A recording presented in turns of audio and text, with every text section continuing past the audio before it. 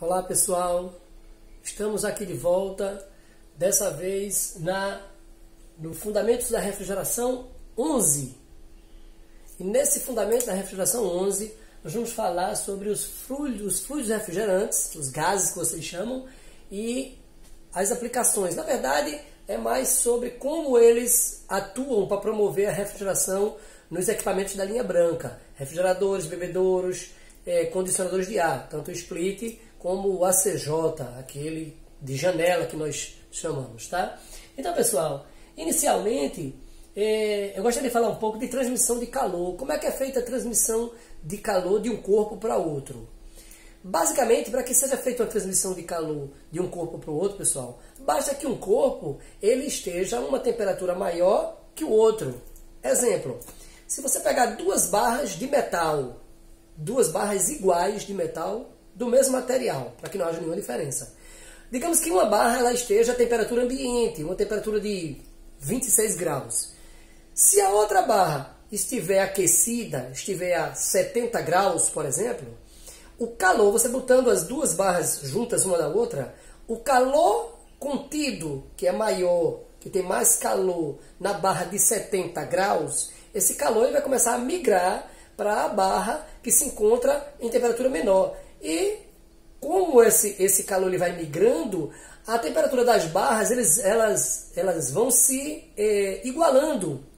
Então, de acordo com a lei natural das coisas, o calor ele flui dos corpos mais quentes para os corpos menos quentes. Então é assim, se você quiser tirar calor de alguma coisa, por exemplo, você pega barras de gelo e bota dentro de um recipiente. Se você botar uma substância, um produto com uma temperatura maior, o calor desse produto ele vai começar a fugir para a barra de gelo, de forma que saindo esse calor para a barra de gelo, a temperatura desse produto ela vai diminuindo. Então é assim que ocorre a transmissão de calor. Você pondo um produto com uma temperatura mais baixa junto de um produto com a temperatura mais alta, então o calor do produto com a temperatura mais alta vai começar a fugir, a migrar para o produto de temperatura mais baixa. Dessa forma, os dois produtos tendem a ficar com a mesma temperatura. Então, se nós quiséssemos que uma sala ficasse fria, ou seja, ficasse menos quente, porque não existe frio. Frio é um nome vulgar que a gente dá para a ausência de calor. Um local com menos calor, ele está mais frio. Na verdade, ele está menos quente. Então, se eu quiser que um ambiente ele fique com uma temperatura mais baixa, basta que eu comece a tirar a temperatura, o calor deste ambiente, e tirando o calor deste ambiente, eu vou e diminuo a sua temperatura. Então, pessoal, com transmissão de calor, na maioria dos produtos, das matérias, nós conseguimos fazer mudança de estado físico. Nós conseguimos mudar o estado físico de quase todas as matérias, inserindo calor nessa matéria ou retirando. Exemplo, a água. Se você tiver uma barra de gelo, você tem uma barra de gelo. Se você começar a adicionar calor nessa barra de gelo, você põe essa barra de gelo dentro de uma panela e põe ela no fogo, no fogão. Quando você acende o fogo embaixo e começa a adicionar calor a essa barra de gelo, como o calor vai saindo do fogo e vai para a barra de gelo, essa barra de gelo ela começa a desagregar as suas partículas. Porque quando você põe calor, as partículas desagregam. Quando você tira calor, as partículas se agregam, se comprimem. Então, quando você bota calor, elas começam a desagregar. E quanto mais você for botando calor, vai havendo uma desagregação maior dessas partículas, ao ponto da barra de gelo virar líquido. Se você ainda continuar adicionando calor àquele líquido, as partículas da água vão continuar se desagregando, ao ponto de virar vapor, se gaseificar. Então aquilo ali vai virando vapor e, por ser muito leve, começa a flutuar. Daqui a pouco a sua panela vai estar vazia, porque você adicionou tanto calor que ela foi embora. Se isso fosse feito numa panela totalmente hermética, fechada, Quando chegasse no estado físico gasoso, eu poderia então começar a tirar calor dessa esfera, e quando eu começasse a tirar calor, aquele gás, aquela umidade, que foi a água transformada em gás, iria começar as partículas a se agregarem, porque eu estou tirando calor. Elas voltariam a virar líquido, e se eu continuasse ainda tirando calor, elas iriam chegar à temperatura de solidificação. Então voltaria ao estado inicial, que foi a minha primeira barra de gelo que eu pus na panela. Então, pessoal,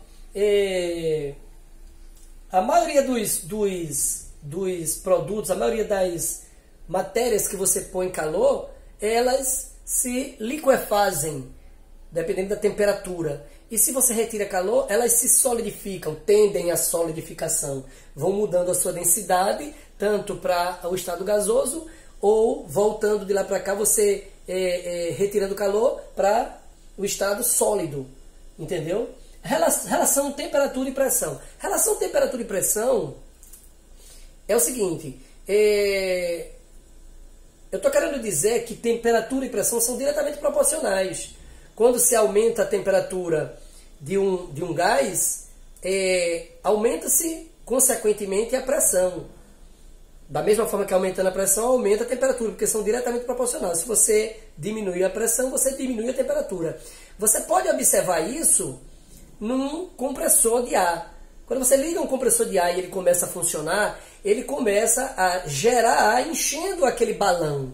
Se você pôr a mão no balão, você vai notar que quanto mais a pressão aumenta no manômetro do compressor de ar, consequentemente ele está lendo a pressão do balão que o compressor está enchendo.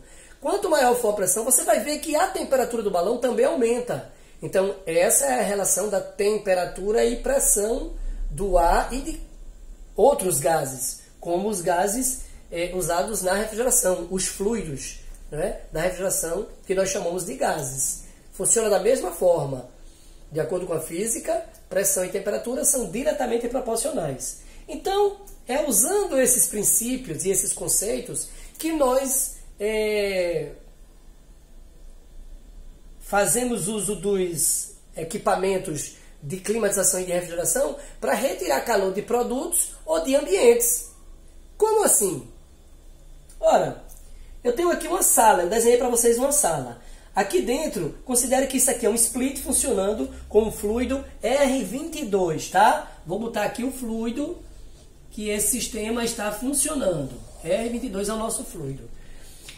Essa unidade aqui eu botei evaporador, é a parte interna, aqui a parte que funciona, a parte do equipamento que funciona no lado interno do ambiente, ou seja, na sala a ser climatizada, onde ficam as pessoas, tá?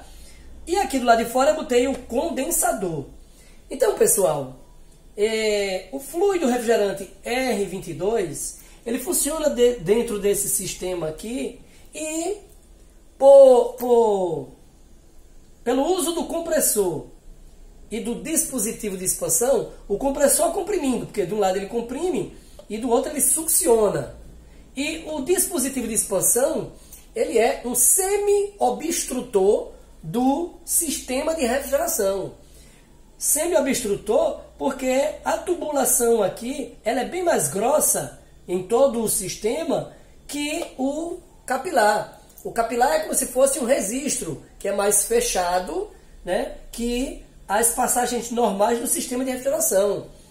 Ou seja, a tubulação é praticamente a mesma em todo o sistema, só que quando chega aqui no dispositivo de expansão, ou no capilar, ou numa válvula de expansão, há uma redução drástica do diâmetro da tubulação, exatamente para que haja a separação das pressões, para que seja o fluido refrigerante condicionado a trabalhar em uma pressão necessária para gerar uma temperatura que seja favorável à retirada do calor do ambiente, que a gente precisa retirar para baixar a sua temperatura. E como é que funciona? Para que vocês entendam bem, eu vou explicar aqui o funcionamento do sistema. E aí vocês vão entender como é que eu retiro o calor desse ambiente. Vamos considerar que isso aqui seja um split, tá? Aqui é a unidade externa, aqui é a unidade interna. Aqui estão os outros componentes. O compressor aqui é o condensador, né, que é a unidade externa. Aqui está o nosso compressor, que faz circular o fluido no sistema. Aqui o dispositivo de expansão, que é o capilar, é a semi-obstrução, porque ele não entope totalmente. Ele semi-obstrui a passagem do fluido aqui. E aqui o evaporador, que é aplicado para retirar calor aqui do ambiente, certo? Então, quando o compressor está funcionando, considerando que nós estamos trabalhando com o fluido R22, né, ele comprime aqui para o condensador. Ao mesmo tempo que ele está comprimindo, o dispositivo de expansão aqui, como ele fecha muito a passagem do fluido refrigerante, ele de certa forma, ele segura mais, ele retém o fluido refrigerante R22 aqui no condensador. E se ele está retendo aqui o fluido refrigerante no condensador antes do dispositivo de expansão, é óbvio que a pressão aqui vai ser maior. Se a pressão vai ser maior aqui, consequentemente a temperatura também, porque pressão e temperatura eu já falei que são diretamente proporcionais. Ao ponto que, passando pela semi-obstrução, que é o dispositivo de expansão, a pressão aqui ela cai drasticamente. Primeiro, porque já passou do dispositivo de expansão, que está quase obstruindo a passagem do fluido, como, pelo outro lado, o compressor aqui está succionando. O compressor aqui está sugando o evaporador. Se ele está sugando o evaporador e aqui tem uma baixa vazão, aqui, consequentemente, vai ter uma pressão baixa do fluido refrigerante. Tendo uma pressão baixa do fluido refrigerante, nós vamos também ter uma temperatura baixa, considerando que temperatura e pressão são diretamente proporcionais.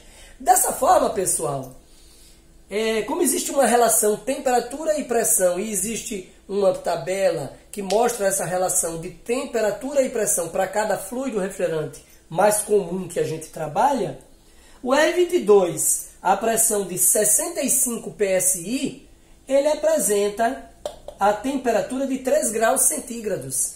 Então, se eu tenho a minha baixa pressão, a minha sucção, o meu evaporador, funcionando na pressão de 65 psi, é óbvio que ele vai estar com a sua temperatura correspondente, que é 3 graus. E estando essa temperatura, 3 graus, abaixo e bem abaixo da temperatura do ambiente, que é 25 graus mais ou menos, a sala onde as pessoas estão, e como esse ar está sendo circulado por um ventilador que força a circulação desse ar por dentro do evaporador, toda vez que esse ar da sala passar aqui dentro do evaporador, que está a uma temperatura bem mais baixa, o calor foge desse ar e vai para o fluido refrigerante do evaporador.